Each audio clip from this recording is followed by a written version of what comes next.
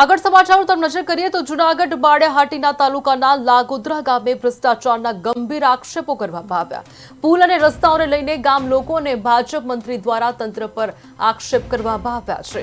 4 વર્ષથી બની રહ્યું છે પુલ, છતાં પુલની કામગીરી અધૂરી જોવા મળી છે। લોકોએ પુલમાં ભ્રષ્ટાચારના ગંભીર આક્ષેપો કર્યા છે। 4 વર્ષથી બની રહેલ પુલ હજી પણ નથી થયું પૂર્ણ।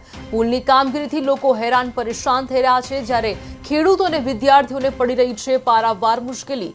નક્કર પગલાં લેવામાં નહીં આવે તો આવનારા સમયમાં આંદોલનની ચીમકી પણ ઉચ્ચારવામાં આવી।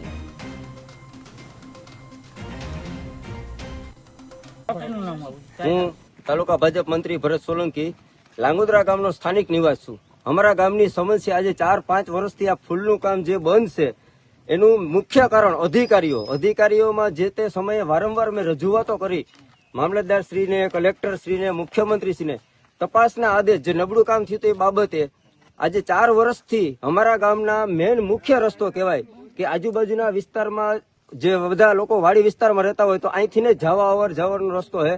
બાળકોને ભણવા જવામાં આટલી ચોમાસામાં તકલીફ છે, અહીંથી રસ્તામાં પડે આવા રસ્તાના ખાડા થઈ ગયા। કોઈ પણ અધિકારીઓએ ધ્યાન નથી દીધું। વારંવાર અમારા ધારાસભ્ય શ્રી ભગવાનજીભાઈ કરગઠિયાએ અધિકારીઓને ખીજાણા હોય, વારંવાર રજૂઆત કરી છે, પણ અધિકારીઓની મિલીભગત ને હિસાબે આજે અમારું ગામનું કામ પૂર્ણ થયું નથી।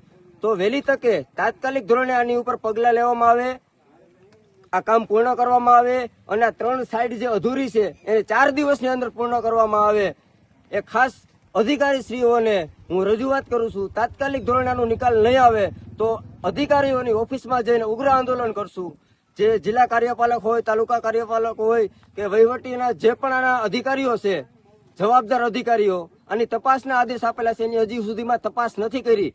જે ભ્રષ્ટાચાર થયો છે એમના તપાસના આદેશ આપે, તાત્કાલિક ધોરણે એની તપાસ કરવામાં આવે, કયા કયા અધિકારીઓ ભ્રષ્ટાચાર કર્યો અને મારા ગામના વિકાસના પૈસા ખાધા। અધિકારીને રજૂઆત કરી તો તમને શું જવાબ આપ્યો? અત્યાર સુધીમાં અધિકારીઓ એવું કહે છે કે જોઈ લેશું, જોઈને તમને કહીશું, આની તપાસ ચાલુ છે। તો તપાસ ચાલુ છે તો શું તપાસ ચાલુ છે? 4 વર્ષથી તમે તપાસ જ કરી રહ્યા છો।